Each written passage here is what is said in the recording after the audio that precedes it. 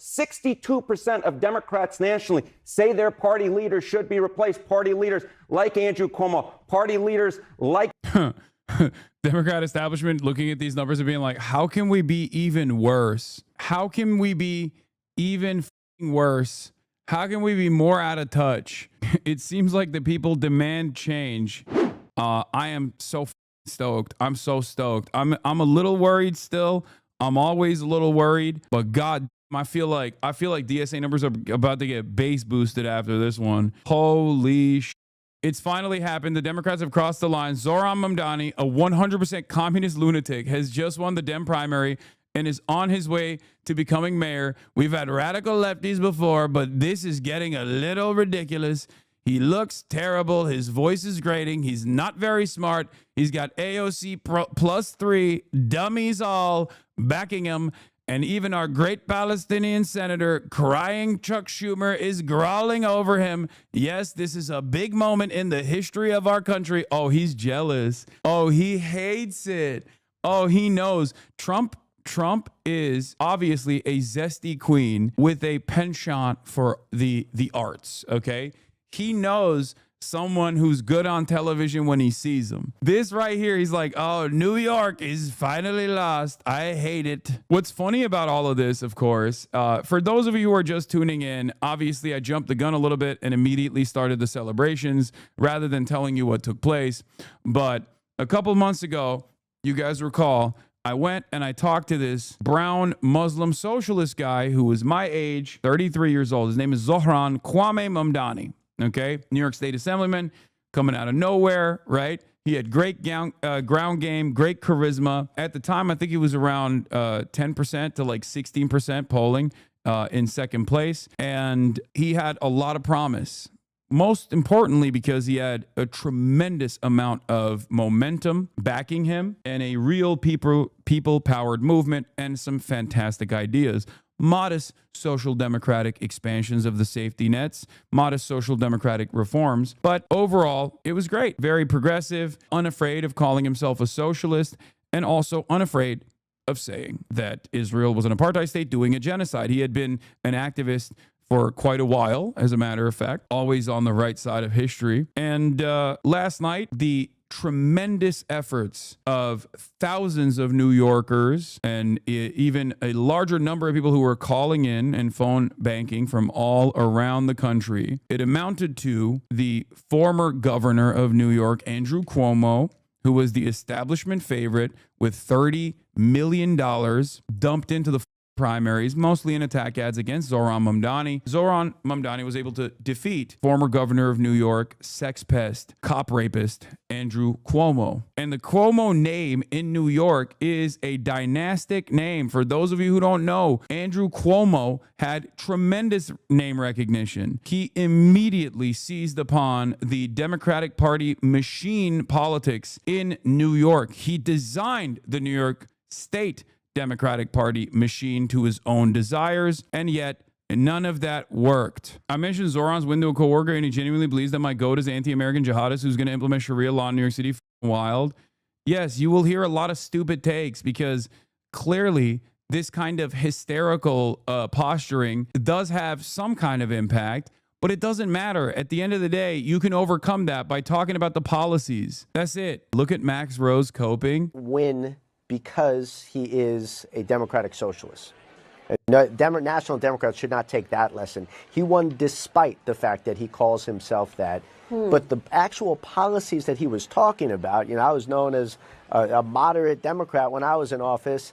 I would have talked about many of those things like free transportation, universal child care. These are things that can certainly unite. Oh, now it's the moderate position. Now it's the moderate position. It is, by the way, it is the moderate position, but that's not the way that you were presenting it. That's not the way that the Democrats were presenting it. That's not the way that the commentariat was presenting it. Dickheads, dude. Yeah, move the goalpost. This is how the goalposts move. Jim Cramer's reaction. Oh, buddy, can't wait to see what my Trot had to say about this. Remember, Jim Cramer is a Trotskyite. He actually is Mr. Globalize the Intifada. It is not the closing of a steakhouse that David Zaslav likes to, and you like to go to. Well, you and I have had dinner there a few times. Yes. And you and I are going to recreate that place. The rent's too high. You know what? The new mayor, potentially, of New York is going to freeze the rents, and everybody eats for free, so they don't have to worry. Really? Yeah. But how about the rich? No. Do they get shot? No, yes.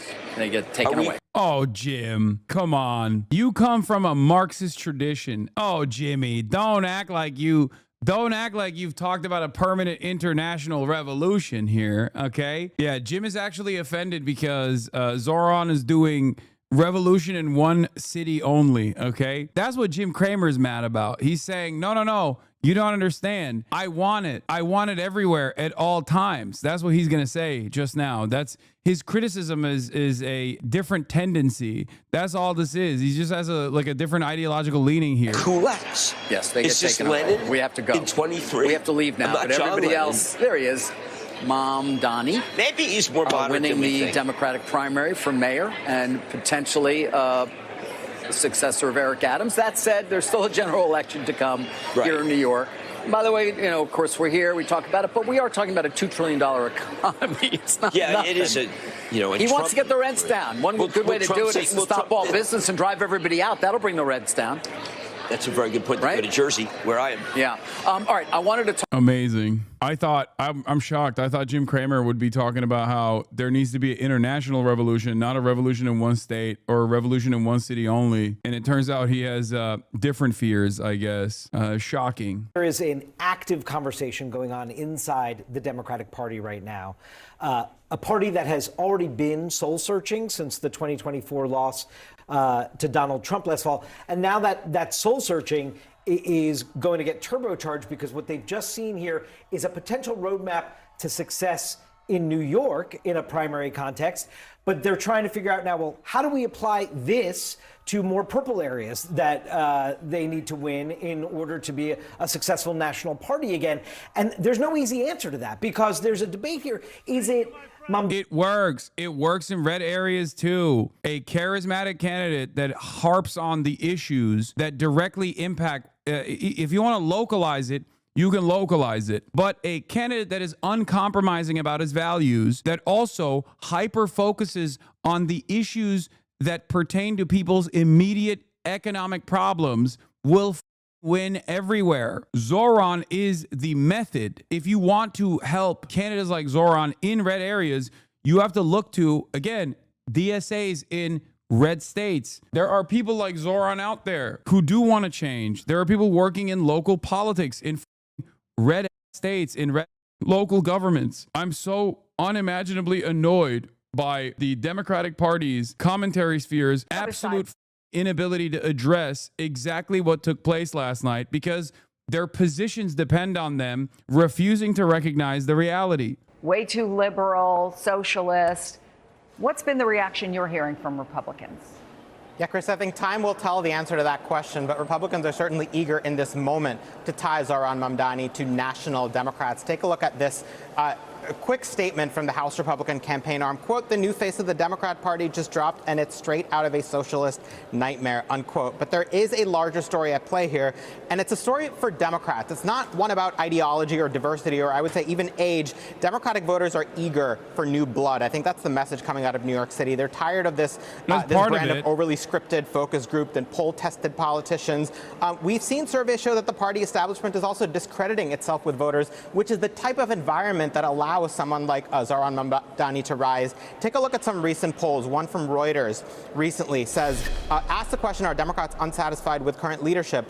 By a 49 to 41% margin, the voters said yes. Democrats said they're unsatisfied with their leaders. Also in that poll, should Democratic Party leaders be replaced? By a whopping margin of 62 to 24%, they said yes, Democratic leaders should be replaced. And by the way, this poll also found that Democratic voters think their own party leaders are too focused on certain cultural issues like trans rights, and they want more focus on things like affordability. Again, you're missing the point.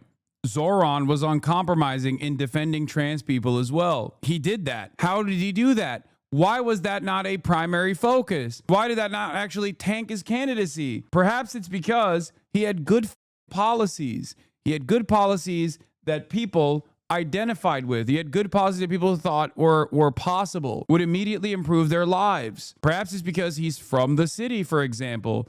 He's a person who lives in the city. He's a person that has also experienced some of these financial hardships. So he understands the real issues that people are facing in the city that he is now slated to become the mayor of. Perhaps establishment Democrats that have spent most of their past 30 years of their tenure in DC getting lunch meetings with incredibly wealthy people and lobbyists are a little out of touch with the issues that people experience in their in the respective areas that they're supposed to represent. The entire media landscape said Zohran can't win in New York City. He couldn't win in certain areas. Now the Dems can't follow his lead nationally. The goalpost is rapidly moving because this is a model for national elections. Red areas where elections are won by tens of votes, like my area, are a perfect target, and they know this. Yeah, if they're not going to do it, we'll do it.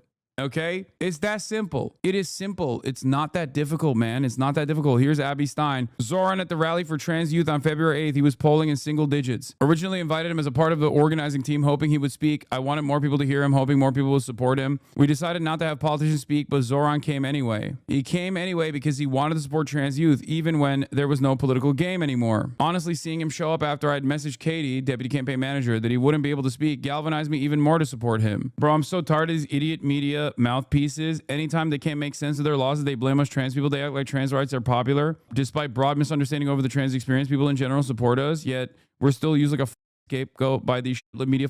And that's the thing. The Democratic Party will never even actively defend trans people, and then we'll turn around and be like, we just didn't shit on trans people enough. That's why we lost. Because they're stupid. The only reason why you're losing is because the only reason why you're even defined as like silly for hyper focusing on trans people is because you have no discernible policies that people can point to. Bernie Sanders is pro-trans. Why the fuck does nobody ever say Bernie Sanders is a silly trans advocate? Andy Bashar, uncompromisingly pro-trans.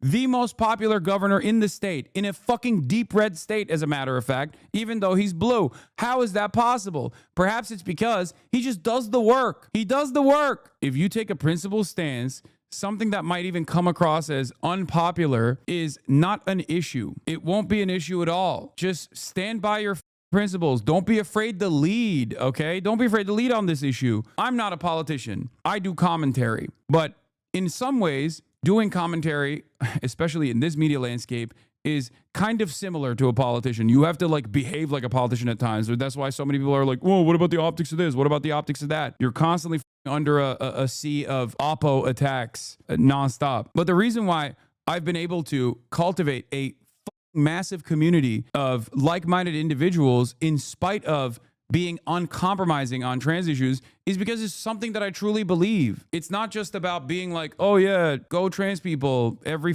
Pride Month. You know what I mean? It's not like a silly optical reason here. It's one part of a much broader movement, a movement that has a lot of benefits if other people get on board with. As far as politicians goes, like, you're supposed to present yourself and your policies in the best ways possible and become an undeniable force. And you're supposed to do that in an earnest fashion to such a degree that people that might not even agree with some of the other aspects of your campaign go, you know what, I'm still voting for this guy because I want free buses. You know, that's how it works. That's how it works. The example I always use is Medicare for all. This is a universal policy. It immediately improves the lives of every single American unconditionally. Can you imagine a world where you're advocating for universal health care and someone's like, well, does that mean trans people get health care? Sign me out. I don't want it. Okay, you're a psycho. I promise you, you will win a lot more transphobes to your cause than you will lose in that process. That's it. There will be people who are transphobic, for example, who will be like, well, I still want the healthcare, you know?